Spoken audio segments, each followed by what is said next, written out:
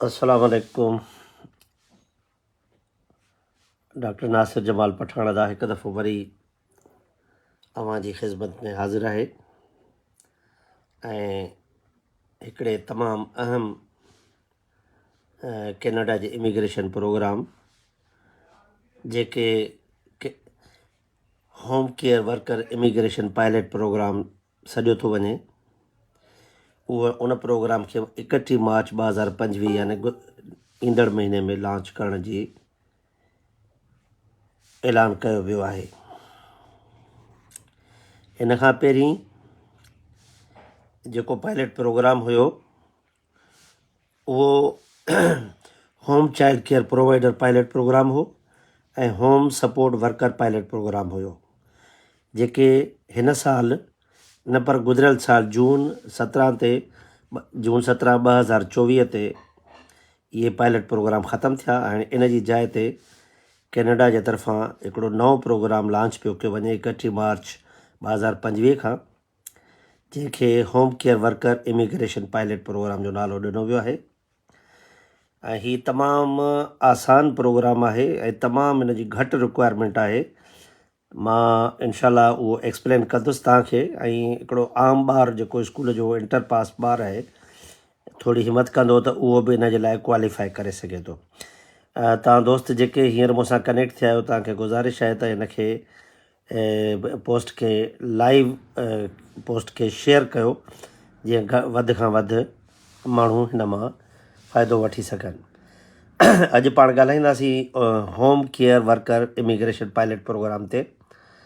ऐं जेके दोस्त अचो था, फज़ल समेजो साहब, उस्मान पावर साहब, अदी शाहिदा ऐं जेको आहे इंजीनियर सदाम साहब, तव्हांजी महिरबानी। तव्हांखे गुज़ारिश आहे त हिनखे शेयर कयो, या जेके बि माण्हू ॿुधनि था हीउ प्रोग्राम उनखे जेको आहे तव्हां शेयर कयो। मुंहिंजे गुज़िरियल प्रोग्राम में कंहिं दोस्त मूंखे रिक्वेस्ट कई हुई, दादा साईं हे जेको नओं प्रोग्राम आहे इन मुतालिक़ थोरो असांखे ॼाण ॾियो, त जीअं असां आराम सां जेको आहे या पंहिंजे ॿारनि खे या नौजवान जेके आहिनि उन मां फ़ाइदो वठी सघनि। त दादा हाणे हीउ जेको आहे home care worker immigration pilot program, हाणे सभ खां पहिरीं त तव्हांखे मां इहो ॿुधाइण थो चाहियां त इहो प्रोग्राम आहे छा। तव्हांखे ख़बर पए त होम केयर छाखे चइबो आहे, ऐं होम केयर जेको आहे कैनेडा में जेके होम केयर वर्कर हूंदा आहिनि उन्हनि जी कहिड़ियूं ज़िमेदारियूं हूंदियूं आहिनि, ऐं कहिड़ी जाइनि ते उन्हनि जे खे नौकिरी मिली सघे थी। त उन जे लाइ मां पहिरीं तव्हांखे थोरी उन जे बारे में इंफॉर्मेशन शेयर कयां थो त होम केयर वर्कर मां मुराद छा आहे, ऐं इहो होम केयर वर्कर जे लाइ कहिड़ी रिक्वायरमेंट हिकिड़े माण्हूअ खे हुजणु खपे जो होम केयर वर्कर थी सघे।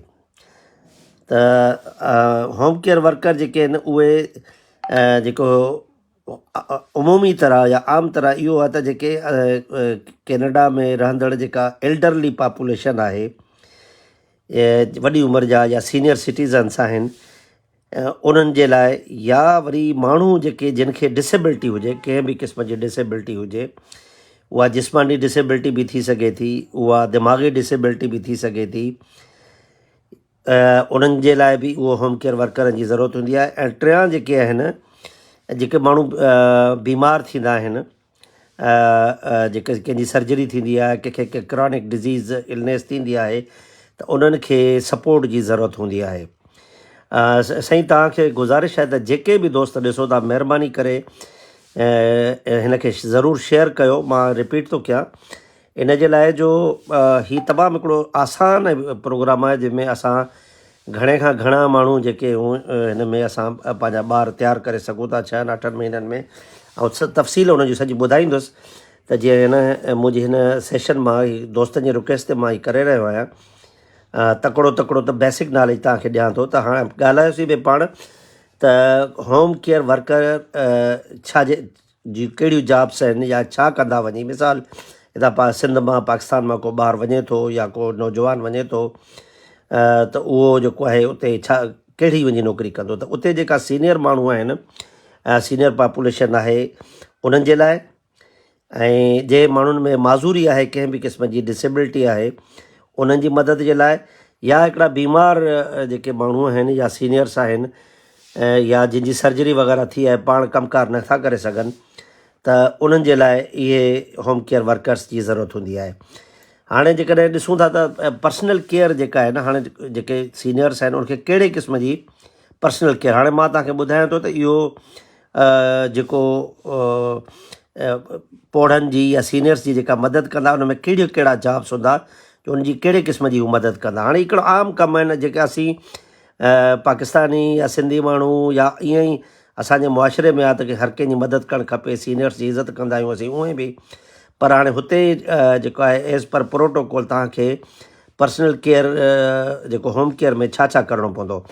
हाणे उन में तव्हां पर्सनल केयर कंदव, उहो जेको बि सीनियर हूंदो या डिसेबल पर्सन हूंदो या उन्हनि खे जेको आहे तव्हांखे पर्सनल केयर, हाणे पर्सनल केयर छा हूंदी आहे त जंहिं मिसाल वेंझारण बाथिंग आहे, बाथ करण में उनखे तव्हां हेल्प कंदव, बाथरूम ताईं वठी वेंदव या शावर जेके हूंदा आहिनि उते उन सिस्टम मुताबिक़ उन में तव्हां उनखे हेल्प कंदव पर्सनल केयर में। या कपिड़ा ड्रेसिंग जेका आहे, कपिड़ा लाहिण में, कपिड़ा पाराइण में सीनियर्स आहिनि पाण न पाए सघंदा आहिनि त उन में तव्हां उनखे ड्रेसिंग वग़ैरह में तव्हां उनजी हेल्प कंदव। या ग्रूमिंग कंदव उनजी, वार ठाहिण, वार कटण वठी उन क़िस्म जूं, या हाइजीन, पर्सनल हाइजीन हूंदी आहे, हथ धोअणु, धुआरणु, मुंहुं धुआरणु वग़ैरह इन क़िस्म जी जेके आहिनि, इहा पर्सनल केयर जेका इनखे पर्सनल केयर चइबो आहे। तमामु दोस्त जेके ॾिसो था, महिरबानी करे हिकु दफ़ो वरी मां तव्हांखे गुज़ारिश थो कयां त हिनखे वधि खां वधि शेयर कयो। त हाणे मां एक्सप्लेन थो कयां तव्हांखे त होम केयर वर्कर जा जॉब्स कहिड़ा छा छा करिणो पवंदो आहे। पोइ उनखां पोइ इहे जेको तव्हांखे मूं ॿुधायो त बाथिंग में तव्हां उनखे हेल्प कंदव, वेझारण में, ड्रेस कपिड़नि पाराइण में, ग्रूमिंग में, या उनजी पर्सनल हाइजीन आहे उन में उनखे तव्हां हेल्प कंदव। उनखां सवाइ जेको आहे न टॉयलेटिंग यानी बाथरूम्स में वञणु, इनकांटी जा पेशाब वग़ैरह लॻंदो आहे, हू पाण वीचारा एतिरा कमज़ोर हूंदा आहिनि जो पाण न करे सघंदा आहिनि, त उन्हनि खे तव्हां हेल्प कंदव त हू टॉयलेट वञे थो त उनखे कमोड ते सही तरीक़े सां विहारणु, उतां उथारणु ऐं उनखे सपोर्ट करणु त हू पंहिंजी या पेशाब आहे या ॿियो कुझु अहिड़ी तकलीफ़ आहे उन में उनखे तव्हां हेल्प कंदव त तव्हां जीअं हुनखे सपोर्ट थी सघे। इहा बि पर्सनल सपोर्ट आहे न जो पाण न करे सघंदा आहिनि। या इन खां सवाइ जेको आहे ॿियो जेको आहे तव्हां जेके तव्हांजा क्लाइंट्स हूंदा, जिते तव्हां जॉब कंदा हूंदव, कंहिंखे जेकॾहिं मोबिलिटी जो प्रॉब्लम आहे, को घुमी फिरी नथो सघे, कमज़ोर आहे, बीमार आहे या डिसेबिलिटी आहे, या पंधु नथो करे सघे त तव्हां हथु ॾेई करे उनखां पंधु कराईंदव, या उनखे जेका वॉकर हूंदो आहे उन सां गॾु हूंदो त जे किरी न पए, या वरी जेको आहे ट्रांसफर्स यानी बेड ते जेकॾहिं उहो सुतो पियो आहे त उनखे बेड तां उथारणु, विहारणु, कुर्सी ते विहारणु, या केॾांहुं ॿाहिरि थो वञे, पाण पंधु नथो करे सघे त व्हील चेयर ते विहारणु, उनखे व्हील चेयर ते विहारे उनखे मूव करणु, इहो बि जेको आहे पर्सनल केयर असिस्टेंस आहे। हाणे मां ही पहिरीं तव्हांखे एक्सप्लेन थो कयां, छो जे करे असांजे पाकिस्तान ऐं सिंध जे मुआशिरे में इहा हिकिड़ी नई शइ आहे न, त असां वटि इहो कॉन्सेप्ट कोन्हे। असां पर्सनली त कयूं था, पर इन हिसाब सां जेको उते कैनेडा जे माहौल में ही उते हिकिड़े नॉर्मल शइ आहे। त हाणे इहो त हिकिड़ो थी वियो पर्सनल केयर में तव्हां जेको आहे होम केयर वर्कर मदद कंदा आहिनि, जेके मूं तव्हांखे एक्सप्लेन कया। इन खां सवाइ वरी जेको आहे न खाधे ठाहिण में, मील प्रिपरेशन ऐं फीडिंग में, खाधे खाराइण ऐं खाधे ठाहिण में तव्हां उनखे बि मदद कंदव, यानी तव्हांजी इहा बि ज़िमेदारी हूंदी न। कुकिंग ऐं सर्विंग में जेको आहे न डॉक्टर या फिज़िशियन या उनजे मुताबिक़ जेको तव्हांखे इंस्ट्रक्शन हूंदी त बाबा हिनखे ही खाधो खाराइणो आहे, या हू पाण नथो खाई सघे त हुनखे जेको आहे तव्हां नैपकिन हणी करे चमचे सां पाण खाराईंदव, ऐं जेको हुनखे पंहिंजो खाधे खाइण में या खाधे ठाहिण में उनखे मदद कंदव, सीरियल्स आहिनि जेके बि आहिनि उहो जेको घुरंदो उनखे तव्हां मदद कंदव। इन खां सवाइ ॿियो इहो आहे त इहे जेके माण्हू उते तव्हां ॿुधंदा आहियो त उहे कमज़ोर माण्हू जेके ओल्ड होम, असां वटि हिते कॉन्सेप्ट जिते सिंध में पाकिस्तान में वरितो वेंदो आहे त ओल्ड होम माना जेको माण्हू ॻोढ़ो आहे जो उछलींदा आहिनि, ईअं न आहे। ओल्ड होम्स में ॾाढी ज़बरदस्त केयर हूंदी आहे। हीअ जेको होम केयर वर्कर आहे इहो ओल्ड होम में इन ऐं पर्सनल सपोर्ट वर्कर इन जूं जॉब्स हूंदियूं आहिनि। अच्छा, ॿियो जेको आहे खाधे पीते जे लिहाज़ खां हिकिड़ो इहो आहे त तव्हांखे जेके सीनियर्स हूंदा आहिनि उहे खाधे खाइण पीअण में तमामु कमज़ोर हूंदा आहिनि, सुस्त हूंदा आहिनि। हाइड्रेशन हुनखे त पाणी वग़ैरह प्रॉपर तरीक़े सां पाणी पीआरींदव तव्हां हुननि खे, जीअं हुन में डिहाइड्रेशन न थी वञे, या उन्हनि खे जेकॾहिं का डॉक्टर जी तरफ़ां मेडिसिन मिलियल आहे त बाबा टाइम ते उहा मेडिसिन तव्हां हुननि खे जेको आहे खाराईंदव। हाणे इहो बि हिनजी पर्सनल जेको खाधे हुनजे हवाले सां हिन जूं जॉब्स अची वियूं। हाणे मां तव्हांखे एक्सप्लेन थो कयां त होम केयर वर्कर छा छा कंदो आहे न। हाणे अचूं था त हुनजी जेका ॿी जेका इम्पॉर्टेंट जेका आहे जंहिं बि घर में रहंदो आहे उहो पर्सनल घर बि थी सघे थो या ओल्ड होम बि थी सघे थो, या वरी जेको आहे पंहिंजा जेके हिकिड़ी सेटिंग्स हूंदियूं आहिनि अमेरिका में, कैनेडा में, या जेके बि डेवलप कंट्रीज़ आहिनि उते जिते बुज़ुर्गनि खे रहायो वेंदो आहे, सीनियर्स खे या डिसेबल माण्हुनि खे रहायो वेंदो आहे, त उन्हनि में उन्हनि जे लाइ जेको आहे न त हाणे तव्हां खाधे जो बि केयर कयो, हुनजो पर्सनल केयर बि कयो। उनखां पोइ जेको आहे हाउस कीपिंग न जीअं थींदी आहे, लॉन्ड्री क्लीनिंग थींदी आहे, चादर मटाइणु, विहाणे जी छव मटाइणु ऐं क्लीनिंग करणु, या उनजा मेरा कपिड़ा आहिनि उनखे लॉन्ड्री उते मशीनूं हूंदियूं आहिनि उन्हनि मुल्कनि में, त उहो जेको आहे पंहिंजो उनखे लॉन्ड्री वग़ैरह करण में इहा बि उनजी होम केयर वर्क जी ज़िमेदारी आहे। ऐं बेड्स जूं चादरूं वग़ैरह विछाइणु इहा बि हुनजी जॉब्स में शामिलु आहे। हाणे मां तव्हांखे एक्सप्लेन थो कंदो हलां त केरु होम केयर वर्कर जा कहिड़ा जॉब आहिनि। इन खां पोइ मां उनजी ॿुधाईंदुसि तव्हांखे त कहिड़ी रिक्वायरमेंट आहे, क्वालिफिकेशन केरु होम केयर वर्कर थी सघे थो। ऐं हीअ पायलट प्रोग्राम जेको 31 मार्च ते कैनेडा जी इमिग्रेशन अनाउंस कंदी, या हुनजा डिटेल्स तव्हांखे ॿुधायां पियो होम केयर वर्कर जे हवाले सां। तव्हां दोस्त जेके बि आहियो जिन मूंखे शेयर न कयो आहे उहो महिरबानी करे शेयर कयो, जीअं वधि खां वधि माण्हू हीअ ॾिसी सघनि ऐं सेशन ख़तमु थियण खां पोइ बि इहो तव्हां फेसबुक ते मूंखे ॾिसी सघंदव। त इन जे लाइ जेको आहे इन खां पोइ जेको आहे पंहिंजो तव्हां हुनजी जेका आहे लॉन्ड्री बि करे छॾी, क्लीनिंग हुनजी पर्सनल क्लीनिंग कई, या चादर वग़ैरह चेंज करे छॾी, या उन सां गॾु तव्हां जेको आहे न ग्रोसरी जेकॾहिं हू पाण वेंदा आहिनि, गाॾियूं ईंदियूं अथनि या उनखे टैक्सी हूंदी आहे, सीनियर्स खे हुते सहूलियतूं हूंदियूं आहिनि, त उन्हनि खे ग्रोसरी वग़ैरह जी ज़रूरत थींदी आहे न, 2-3 ॾींहंनि जी वठी ईंदा आहिनि, त तव्हां उन सां गॾु वञी करे ग्रोसरी शॉपिंग बि कराईंदो, उहो पैसा बि पाण ॾींदो, हुनजो ख़्यालु कंदो, हुन वटि कार्ड हूंदा या पैसा हूंदा, तव्हां हुनजा पर्सनल माना केयर गिवर हूंदव, त हुनखे ग्रोसरी ते बि तव्हां हुन सां गॾु वञी सघो था। हाणे हीअ जेके बि मां जॉब्स तव्हांखे एक्सप्लेन कयां थो, इन जो लाज़मी इहो न आहे त इहे तव्हां हर जॉब कयो। इन मां कुझु जॉब कहिड़े क़िस्म जूं आहिनि उहो तव्हांजी स्पेसिफिक जॉब ॾिस, हीअ मां जनरली अव्हांखे ॿुधायां थो त जेको आहे पंहिंजो होम केयर वर्कर जी कहिड़ियूं कहिड़ियूं जॉब्स हूंदियूं आहिनि, छा छा कंदा आहिनि। उनखां पोइ पाण अॻिते हलूं था हुन पायलट प्रोग्राम ते। अॻ में तव्हांखे ख़बर पए हीउ हिकिड़ो आसानु कमु आहिनि असांजे लाइ, त असीं हिन मुआशिरे में जेके वेठा आहियूं के पाकिस्तान में, सिंध में, त इहे असां उअं ई पंहिंजे घरनि में इहे कंदा आहियूं, पंहिंजे पीउ माउ जी ख़िदमत, पंहिंजे वॾनि जी बुज़ुर्गनि जी ख़िदमत, त पर हाणे उहा आहे असां पंहिंजी ज़िमेदारी फ़र्ज़ु सम्झी कंदा आहियूं, जॾहिं त डेवलप मुआशिरे में इहो हिकिड़ी सर्विस आहे ऐं जंहिंजे लाइ बाक़ाइदा जॉब्स आहिनि, जंहिंजे लाइ पघारूं मिलंदियूं आहिनि, जंहिंजे लाइ हींअर गवर्नमेंट ऑफ कैनेडा हिकिड़ो पायलट प्रोग्राम लॉन्च करे रही आहे 31 मार्च खां। ऐं इन खां पोइ जेका उनखां सवाइ जेको हाणे जिते हू रहे थो, तव्हां सफ़ाई सुथराई कई, कपिड़ा चेंज कराया, उनजी पर्सनल सफ़ाई जी ख़्यालु कई, त उनजी जेका आहे न लिविंग एनवायरमेंट आहे उनखे बि तव्हांखे हेल्दी रखिणो आहे। त तव्हां उन में उनजी पर्सनल जेको तव्हां जंहिंजे लाइ तव्हां क्लाइंट हूंदो, तव्हांजो सीनियर हूंदो, उनजी जेका पर्सनल एनवायरमेंट हूंदी, उनखे सफ़ाई सुथराई, वेंटिलेशन प्रॉपर, ऐं इहे इन क़िस्म जी जेका आहे उहा तव्हांजी होम केयर वर्कर में तव्हांजी ज़िमेदारी आहे। इन खां सवाइ ॿियो हिकिड़ो अचे थो त जेको तव्हां हुननि सां हिकिड़ा दोस्त बतौर एज़ अ कंपेनियन या दोस्त बि तौर ते बि तव्हां हुननि सां टाइम तव्हांखे स्पेंड करिणो पवंदो। हाणे हिन में छा हूंदो आहे त फ्रेंडली कन्वर्सेशन, हाणे वेठो आहे पोढ़ा माण्हू हूंदा आहिनि न हुते जेके सीनियर्स वीचारा, उहे कमगो थी वेंदा आहिनि, ॻाल्हाईंदा न आहिनि, पोइ तव्हां हुन सां को मौसम जे हवाले ते ॻाल्हायोसि, वेदर ते ॻाल्हायोसि, या ॿी का ॻाल्हि कयोसि, हुनखे यानी फ्रेंडली हुनखे कन्वर्सेशन ॾियो तव्हां सां, जीअं उहो फ्री थी वञे, तव्हां सां ॻाल्हाए, त हुनजी सोशली उहो पाण खे एक्टिव सम्झे, ज़माने जूं ॻाल्हियूं ॿुधाएसि, उहो तव्हां जॾहिं हुन सां वक़्तु गुज़ारींदव त उनजे हुन मां तव्हां सम्झी वेंदव, त इनखे कंपनी हिकिड़ी गुड कंपनी तव्हां जेको आहे न ॾींदव।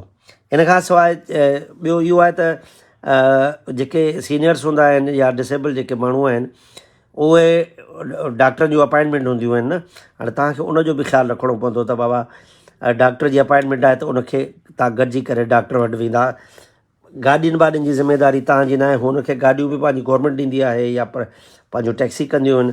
तव्हां सिर्फ़ु हुन सां गॾु हूंदव, ख़र्चु हुनजो सॼो हुननि जो हूंदो, तव्हांजो कुझु बि तव्हांखे अञा हुनजी पघार मिलंदी। या इन खां सवाइ जेकॾहिं मौसम सुठी आहे, ख़ासि तौर ते कैनेडा जे हवाले सां था ॻाल्हायूं था, थधो मुल्क आहे त 3-4 महीना गर्मी जा हूंदा आहिनि, जेके जून खां वठी वेंदे सेप्टेंबर ताईं अहिड़ा हूंदा। उहा गर्मी बि नॉर्मल गर्मी हूंदी आहे, एॾी न हूंदी आहे, 20, 25, 28, 30 एतिरी गर्मी हूंदी आहे। त पोइ शाम जे टाइम ते या मंझंदि जे टाइम ते जेकॾहिं तव्हांखे कंपनी करे हुन सां पार्क्स में बि गॾु वञो था न, तव्हां हुनजा कंपेनियन आहियो, त तव्हां हुनखे पार्क में बि वठी वञी सघो था। ऐं जेकॾहिं का सोशल इवेंट्स थियनि था, को प्रोग्राम आहे ऐं जेको आहे पंहिंजो उन सां गॾिजी को इवेंट आहे, को म्यूज़िकल प्रोग्राम आहे, को ॿी को प्रोग्राम आहे, उन सां गॾु तव्हां कंपनी करे सघो था। उहो पंहिंजो बि ख़र्चु भरींदो त तव्हांजो बि भरींदो, छो तव्हां हुन सां सपोर्ट बि आहियो, तव्हांजा पैसा इन अख़राजात इन त न लॻंदा, तव्हांखे अञा हुनजी पघार मिलंदी। ऐं इन खां सवाइ जेको आहे ॿियो त इहो आहे त इहे माण्हू घणो करे डिप्रेशन, ओल्ड एज जेकी हूंदी आहे, डिप्रेशन हूंदी आहे, ऐं हुनजो लाइफ स्टाइल जेको तव्हां हुते ॾिठो आहे डेवलप कंट्रीज़ में, त उहे पंहिंजो हुनजे मौसम जे हवाले सां को ड्रिंक कंदो रहियो आहे, को नशो कंदो रहियो आहे, को स्मोकिंग घणी कंदो आहे, को कीअं कंदो आहे, त इन हवाले सां पोइ हुनजे मथां इमोशनल डिप्रेशन बि थी वेंदी आहे न, त उनखे तव्हां सपोर्ट प्रोवाइड कंदव, इनकरेज कंदव, हुन सां ॻाल्हाईंदव। त हिकिड़ो कमु इहो बि आहे।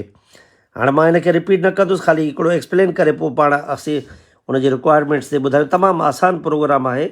तव्हां दोस्त जेके हींअर आहियो, महिरबानी करे हिनखे कमेंट इहो शेयर कंदा हलो, या वधि खां वधि माण्हू हिन मां फ़ाइदो वठी सघनि। त इन खां पोइ था जेकर मेडिकल ऐं हेल्थ सपोर्ट बि जेकॾहिं तव्हां ट्रेंड आहियो न, इन में छा थींदो आहे त पर्सनल सपोर्ट वर्कर इहे जेके मूं कम ॿुधाए इन्हनि में त ट्रेंड हूंदा आहिनि न, कपिड़ा चेंज करण में, बाथरूम में, ॿियनि मामलनि में, पर मेडिकल ऐं हेल्थ सपोर्ट जेका आहे न, त उहे उनजे लाइ हिकिड़ी ट्रेनिंग ज़रूरी हूंदी आहे, छो जे करे इहो लाइफ खे रिस्क करे सघे थो। पर जेकॾहिं तव्हांजी ट्रेनिंग थियल आहे ऐं मेडिकेशन रिमाइंडर्स ऐं तव्हांखे जेकॾहिं एडमिनिस्ट्रेशन अलाउ थी करे, या तव्हां वटि सर्टिफिकेट्स आहिनि, उहो तव्हांखे मां अॻिते हली ॿुधायां थो, त पोइ तव्हां हुनखे हेल्थ सपोर्ट बि ॾेई सघो था। ऐं उन में हेल्थ सपोर्ट में छा आहे, तव्हांखे ब्लड प्रेशर मॉनिटर करिणो पवंदो हुनजो, या शुगर लेवल ग्लाइकोमीटर सां, जेके उहो त हाणे असां घरनि ते बि हिते बि कंदा आहियूं, पाकिस्तान में, सिंध में कंदा आहियूं।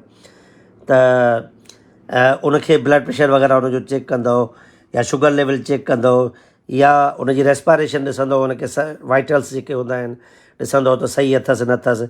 का बि एमरजेंसी थींदी त उते जो वरी सिस्टम इहो ठहियलु आहे त तव्हां फौरी तौर ते 911 कॉल कबी आहे, त जीअं तव्हांखे अची वञे। या जेके डिसेबल माण्हू हूंदा आहिनि, सीनियर्स में बि जेके डिसेबल हूंदा आहिनि, उनखे फिज़ियोथेरापी जी ज़रूरत हूंदी आहे न, त तव्हां उहा फिज़ियोथेरापी जे लाइ बि उनखे जेकॾहिं डॉक्टर फिज़ियोथेरापिस्ट उनखे कुझु एक्सरसाइज़िस ॿुधाए थो ऐं तव्हांखे सम्झाए थो त बाबा हिनखे ॾींहं में 2-3 दफ़ा उते पंहिंजे घर में या सेंटर में, जंहिं अस्पताल में दाख़िल आहे, उनखे फिज़ियोथेरापी में बि तव्हां हेल्प कंदव। हाणे इहो मां तव्हांखे हिकु दफ़ो वरी थो ॿुधायां त इहे लाज़मी न आहे त सभु कमु हिकिड़ो ई माण्हू करे। कुझु कमु हूंदा, हिकिड़ो कमु हूंदो, 2 कमु हूंदा, तमामु आसानु आहे। मां तव्हांखे फुल डिटेल थो ॿुधायां त होम केयर वर्कर कंदो छा आहे। तंहिंजे करे घबराइण जी ॻाल्हि न आहे, तमामु आसानु कमु आहिनि, हर माण्हू रोज़मर्रा जा कमु कंदो आहे।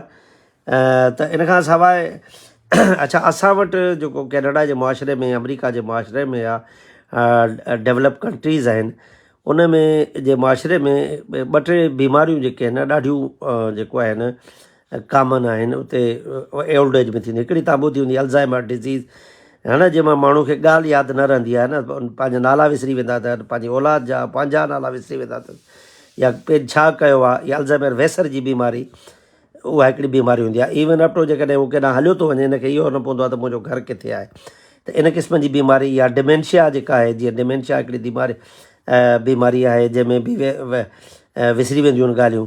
या इन खां सवाइ हिकिड़ी दिमाग़ी बीमारी आहे पार्किंसनिज़म। मुंहिंजो तालुक़ु बि एज़ अ डॉक्टर मां रहियो आहियां, त इहे एज़ अ डॉक्टर त ठीकु आहे, पर पार्किंसन डिज़ीज़ जेका आहे, जंहिंमें हथ पेर ॾकंदा आहिनि, मोहम्मद अली किले बॉक्सर जेको तव्हां ॿुधो त उनखे पार्किंसन डिज़ीज़ थी हुई, त उन क़िस्म जी जेकॾहिं डिज़ीज़ आहे त उन में बि तव्हां हुनखे सपोर्ट करे सघो था जेकॾहिं तव्हांजी ट्रेनिंग थियल आहे। ऐं इन खां सवाइ जेकॾहिं को डिसेबल आहे, को माज़ूर आहे, कंहिंजी टंग कटियल आहे, कंहिंजी टंग भॻल आहे, या कंहिंखे फालेज आहे, माज़ूरी आहे जिस्मानी या ज़हनी, त उन में बि तव्हां हुनखे जेको आहे सपोर्ट करे सघो था। हाणे हीअ जेके मूं 6 कैटेगरीज़ तव्हांखे ॿुधायूं, इहे जेके जॉब्स आहिनि होम केयर गिवर जूं, जेको जंहिंजी इहो मां हाणे पाण ॻाल्हाईंदासीं अॻिते हली करे। हाणे इहे उन जा कमकार हूंदा। हाणे इहो अॻु में ई तव्हांखे ॿुधायो त इहो होम केयर वर्कर छाजे लाइ खपे, इन जूं जॉब्स कीअं हूंदियूं। जेके हाणे उहो खपे थो, हिकु त इंडिविजुअल्स जेके न उहे जेके सीनियर्स आहिनि न, सीनियर्स खे उनजी ज़रूरत पवंदी आहे, या जेका डिसेबिलिटी आहे, माज़ूरी आहे पर्सन, त उन जे लाइ उन्हनि खे ज़रूरत पवंदी आहे। या हिकिड़ा माण्हू जंहिंजो ऑपरेशन सर्जरियूं थियूं आहिनि, या एक्सीडेंट थिया आहिनि, या पुराणी बीमारी क्रानिक डिज़ीज़िस आहिनि, त उन्हनि जे लाइ बि इहा शइ थी सघे थी। उन्हनि जे लाइ होम केयर वर्कर जी ज़रूरत पवंदी आहे। या फैमिलीज़ जेके आहिनि चाइल्ड केयर सपोर्ट बि घुरंदियूं आहिनि। नेनी जीअं तव्हां ॿुधो हूंदो ड्रामनि में, हुन में ॾिसंदा आहियूं न, केरु आहे तूं, मां नेनी आहियां। या होम चाइल्ड केयर वर्कर हो। हाणे माण्हुनि जा ॿार हूंदा आहिनि, माण्हू नौकरियुनि ते हलिया वेंदा आहिनि, नंढड़ा ॿार अकेला न छॾंदा आहिनि, पोइ हू होम केयर वर्कर खे हायर कंदा आहिनि त बाबा तूं ही 4 कलाक असांजे ॿार सां अची वेह घर में, हिन जो सेफ्टी जो ख़्यालु कर, हुनजो हर शइ जो ख़्यालु कर। त हीअ होम केयर वर्कर इन में बि अची वेंदो आहे। त अदा हाणे इहो तव्हांजी मां तव्हांखे जॉब्स ॿुधायूं त होम केयर वर्कर जूं कहिड़े क़िस्म जूं जॉब्स हूंदियूं आहिनि। हाणे अचूं था पाण हुनजी तफ़सीलात ते। त कैनेडा 31 मार्च सन 2025 यानी अॻु ईंदड़ महीने में 31 तारीख़ ते हिकिड़ो पायलट प्रोग्राम लॉन्च थो करे, जंहिंखे home care worker immigration pilot program थो चयो वञे। ऐं इन में होम केयर वर्कर जेके आहिनि उन्हनि खे इमिग्रेशन ॾिनी वेंदी। ऐं होम केयर वर्कर जी जो इन जो फ़ाइदो कहिड़ो आहे इन प्रोग्राम जो। मिसाल तव्हां अचो था, इन पर तव्हांखे फ़ाइदो कहिड़ो आहे। इन जो फ़ाइदो इहो आहे त तव्हांखे जीअं ई तव्हां जेकॾहिं इंटरव्यू पास करे था वञो, ऐं जॾहिं एयरपोर्ट ते अचो था, त अचण सां तव्हांखे हू PR ॾेई सघनि था। PR जो मतिलबु आहे परमानेंट रेज़िडेंट कैनेडा जी, जंहिंखे अमेरिका में ग्रीन कार्ड चवंदा आहिनि, असां कैनेडा वारा हुनखे PR कार्ड चवंदा आहियूं। त उनजे करे जेको आहे इहो तमामु हिकिड़ो सुठी अपॉर्चुनिटी थी सघे थी, यानी थोरे अरसे में जेको आहे तव्हां इहो पंहिंजो करे सघो था। इन खां पोइ जेको आहे हाणे इहे माण्हू किथे, हाणे होम केयर वर्कर तव्हांखे मूं ॿुधायो छा हूंदो आहे, इहे माण्हू किथे किथे जेको आहे कहिड़ी कहिड़ी जायुनि ते, या जीअं असां चवंदा आहियूं बाबा हीअ फलाणी ऑफ़िस आहे, फलाणी ऑफ़िस आहे, फलाणो इदारो आहे, कहिड़ी कहिड़ी जाइ ते इहे माण्हू कमु करे सघनि था। त इन जे लाइ इहे जेके न हिकिड़ा त जेके प्राइवेट होम्स जेके आहिनि, को माण्हू आहे उहो चए थो त बाबा मुंहिंजो पीउ पोड़ो आहे, मुंहिंजी माउ पोड़ी आहे, हिन जी बाबा ख़्यालु कर, उहो तोखे प्राइवेटली हायर कंदो ऐं ओतिरा ई पैसा ॾींदो जेका गवर्नमेंट जे तरफ़ां मुक़ररु आहिनि। तो 4 कलाक 5 कलाक केर बि जेको हूंदो उनजे घर वञी उन सां रहंदो, सीनियर सां या डिसेबल माण्हू सां या ॿार सां। ऐं उनखे इहो टेम्पररी बि थी सघे थो, 2-3 कलाकनि जे लाइ थी सघे थो, या परमानेंट बि थी सघे थो, या बीमारी वग़ैरह आहे उन में बि थी सघे थो न। हाणे अचूं था पाण इम्पॉर्टेंट शइ त बाबा कहिड़ा कहिड़ा माण्हू इहे होम केयर वर्कर थी सघंदा। छाकाणि जो असांजे पाकिस्तान में, सिंध में कंहिं बि क़िस्म जी अहिड़ी पंहिंजो डिग्री या सर्टिफिकेट न आहे जेको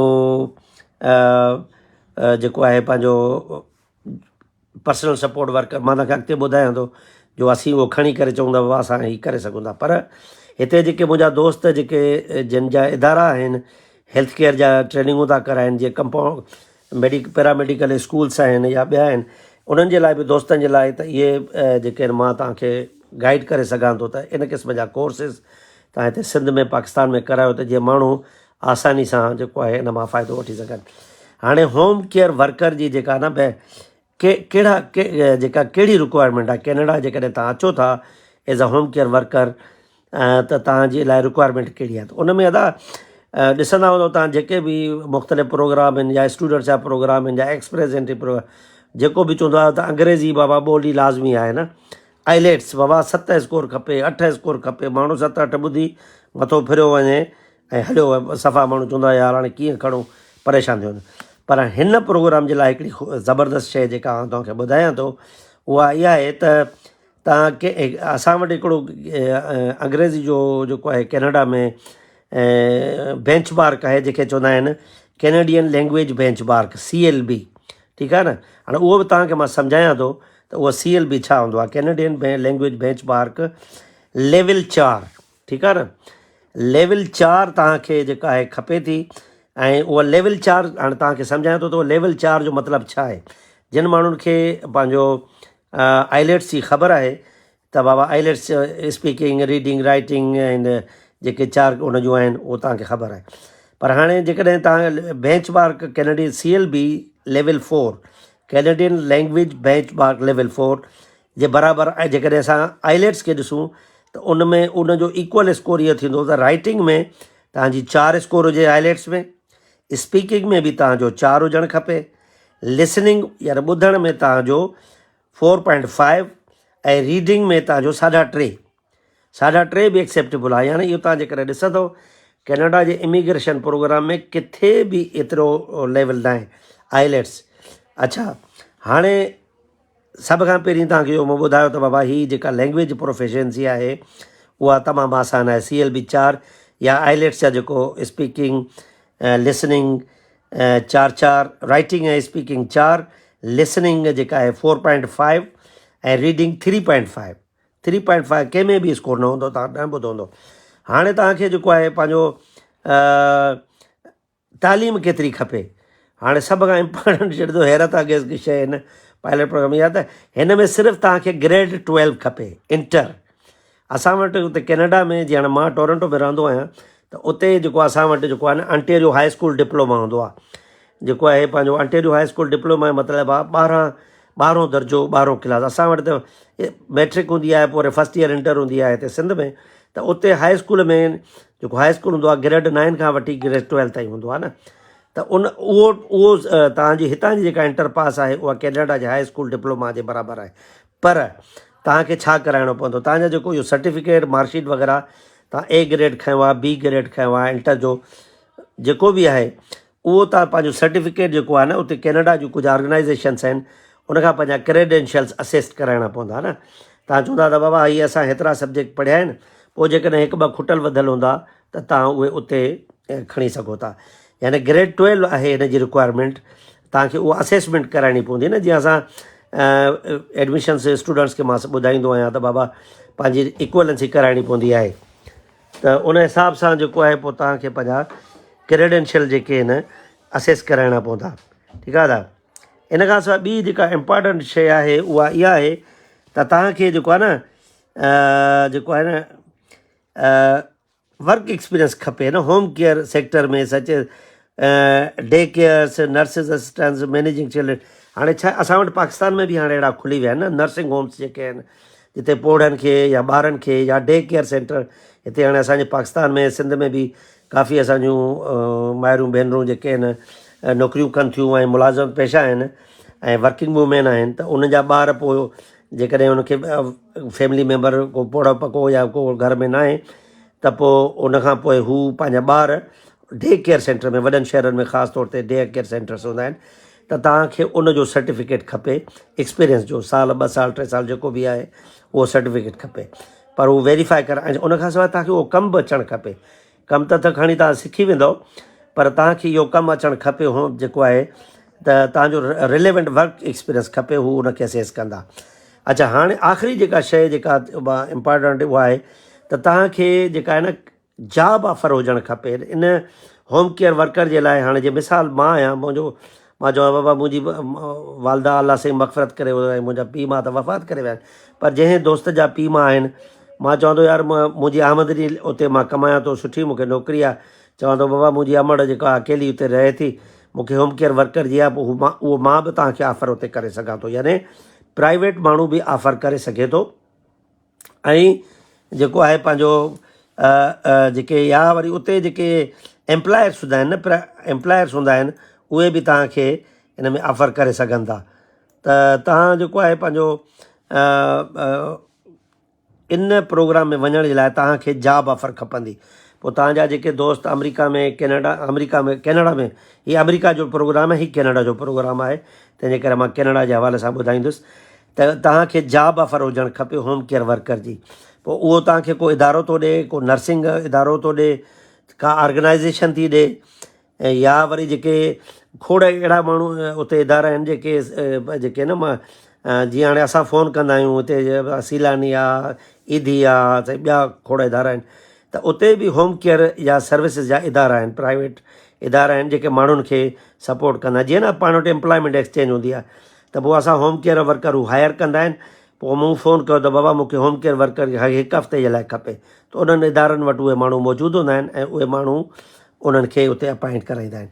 ठीकु आहे, त हाणे इहे जेके शयूं आहिनि इन में जेको आहे पंहिंजो प्रॉपर तव्हां इहो सॼो तव्हांखे मूं ॿुधाए छॾियो, हुनजी रिक्वायरमेंट इंटर थींदी ऐं 4 कैनेडियन लैंग्वेज बेंचमार्क जेको आहे CLB आहे उनजो 4 स्कोर खपे, ऐं तव्हांजो जेको इंटर जी तालीम आहे उहा कैनेडा जे तालीमी इदारनि मां क्रेडेंशियल उनजा असेस थियल हुजनि, तव्हांखे वर्क एक्सपीरियंस खपे। ठीकु आहे न।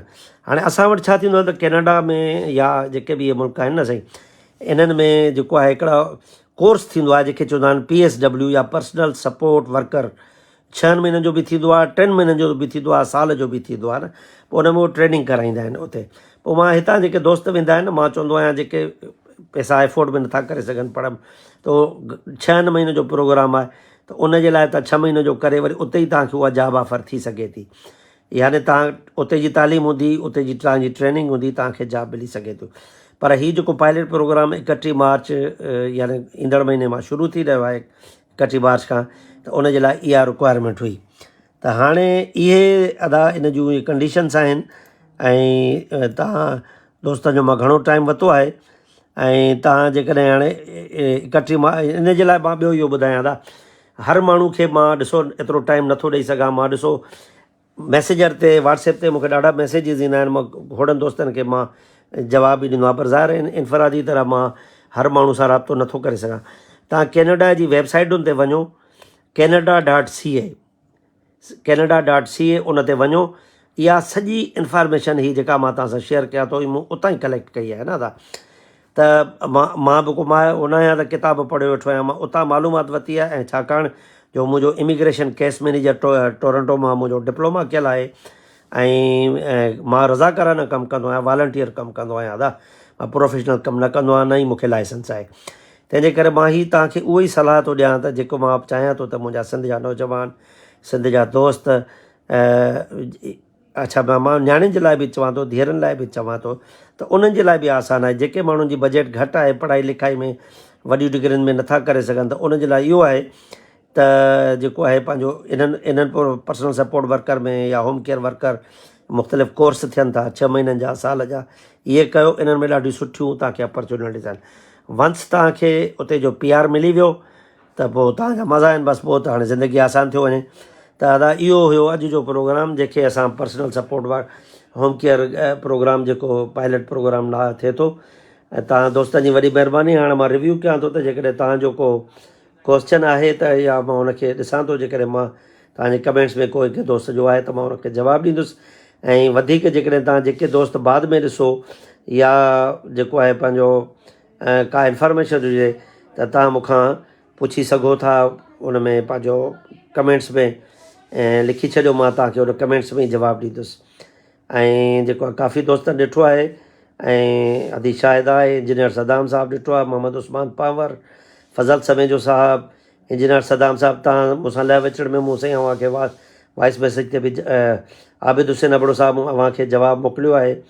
ऐं उरसाणी साहबु, डोरमंद उरसाणी साहबु, थैंक यू। फज़ल समेजो साहबु, वरी फारूक शेख साहबु, कामरान अली, खुर्शीद अहमद, मुनीर पठान, फज़ल समेजो, महिरबानी साईं तव्हांजी। मीर काशिफ़ साहबु, तव्हांजी बि महिरबानी।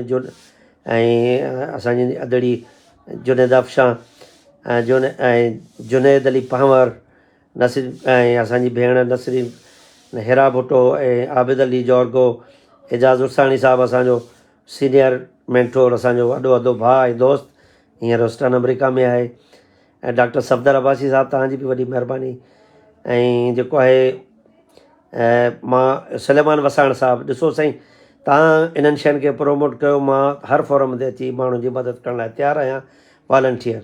ऐं ख़लीलुल्लाह ओगाई साहबु, ऐं जेका आहे मूं साईं सदाम साहिबु मां अव्हांखे डिग्री ॿुधाए छॾी आहे त सिर्फ़ु इंटर जी डिग्री खपे ऐं CLB कैनेडियन लैंग्वेज चार हुनजी चार बेंच मार्क हुजणु खपे। ज़ाहिद शाह साहिबु कैनेडा मां, इफ्तिखार हुसैन साहिबु ऐं जेको आहे इफ्तिखार पठान साहिबु, मोहम्मद सचल साहिबु, ज़ुबैर पठान, ज़ुबैर अफ़ार अंसारी साहिबु, यासिर साहिबु, रूमी मेमण, अदीब असांजी भेण नुसरत अब्बासी, माशा अल्लाह साईं सलामत रखेसि।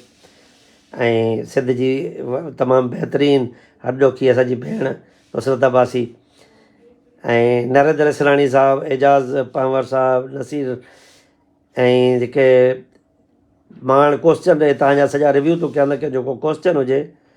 ऐं साईं इहो सॼो रूमी मेमण साहिबु तव्हां पुछो आहे त कहिड़ी स्टेट में इहो थींदो, इहो त फेडरल प्रोग्राम आहे ऐं सॼे कैनेडा में थींदो। कैनेडा जा 10 सूबा ऐं 3 टेरिटरीज़, इहे सॼे कैनेडा जे लाइ आहे।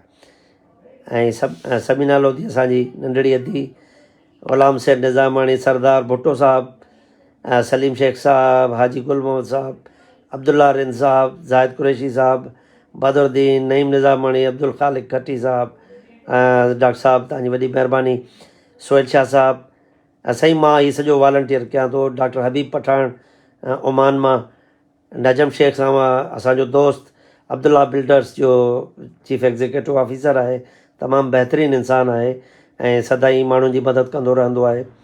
ऐं मोहम्मद हाशिद साहिबु, नौमान पठान, मुनीर जोड़ जो डॉक्टर मुनीर जोड़ प्रोफेसर साहिबु असांजो दोस्त ऐं मैंटोर असांजो, ऐं ज़वार अली मोहम्मद लाखो, मुबशर साहिबु, हैदर सोलंगी साहिबु, वेलकम साईं, जान मोहम्मद खां, साईं तमामु घणा नाला आहिनि जेके मुंहिंजे पढ़ण खां। पर हाणे जेकॾहिं तव्हांखे को क्वेश्चन आहे तव्हां कमेंट्स में लिखो, मां तव्हांखे जवाबु ॾींदुसि। ऐं जेके मुंहिंजा जेके जिन दोस्तनि कमेंट न कयो आहे ऐं उहे जेके न को क्वेश्चन हुजे त तव्हां मूंखे करे सघो था। मूंखे इंतज़ारु हो त कुझु माण्हू क्वेश्चन पुछंदा, पर मूंखे हिते उन्हनि मां नज़र न आया, उन्हनि सां राब्तो हुयो मुंहिंजो। पर नाज़िम अब्बासी साहिबु, साईं हाणे अॼु मां बसि हाणे आख़िर में हिनखे मां वाइंड अप थो कयां 2 मिंटनि में, उन खां पोइ असां हीउ पंहिंजो सेशन ख़तमु था कयूं। त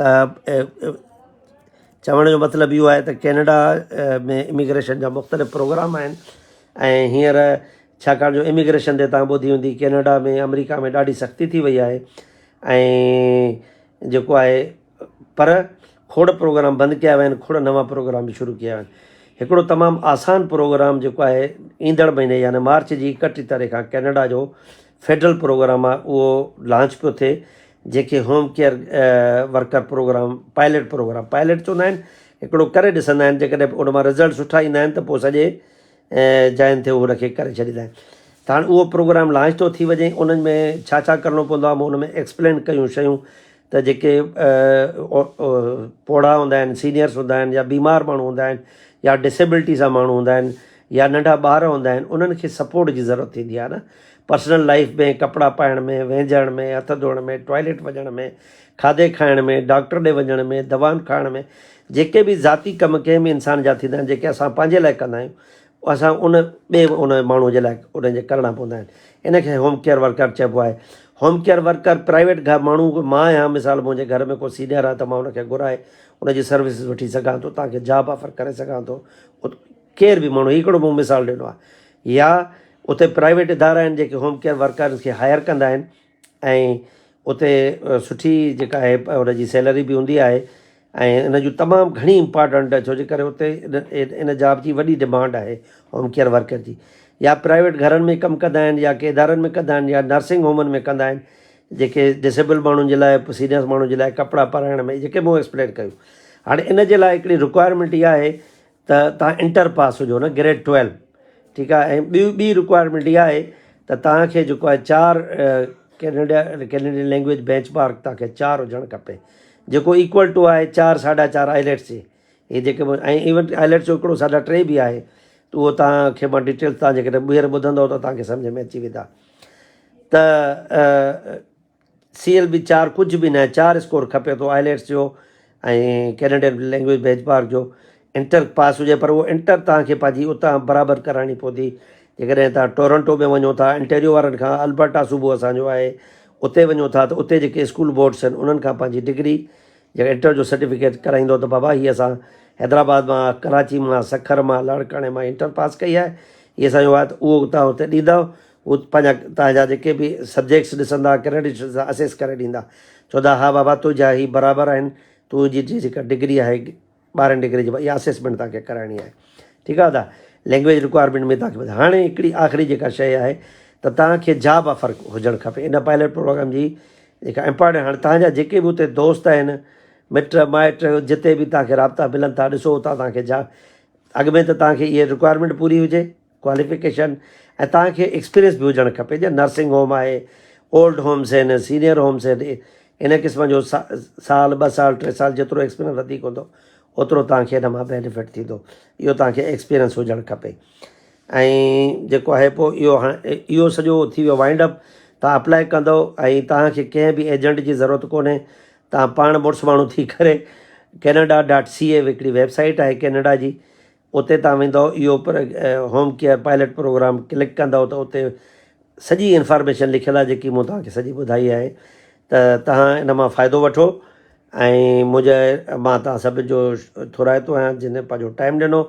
ऐं मुंहिंजे लाइ को क्वेश्चन हुजे, का सुवाल हुजे, तव्हां मोकिलियो कमेंट में। मां तव्हांखे इनशाला अॼु न सुभाणे न पर 2-3 ॾींहंनि में जवाबु ज़रूरु ॾींदो। यार मां अञा कुझु ॾींहं आहियां हिते पाकिस्तान में, त जेसिताईं आहियां त हिते मां जेका मदद करे सघां थो, मोस्ट वेलकम। असांजी सना Sindhi association of north America बि काफ़ी सपोर्टिव आहे। जेके माण्हू अचनि था ऐं उहे दोस्त जेके बि हुनजा EC जा मेंबर्स आहिनि या साना जा आम मेंबर आहिनि, तव्हांजा दोस्त आहिनि, उहा जेके सिंध मां ईंदड़ स्टूडेंट्स जी, नौजवाननि जी या इमिग्रेंट्स जी मदद कंदा आहिनि।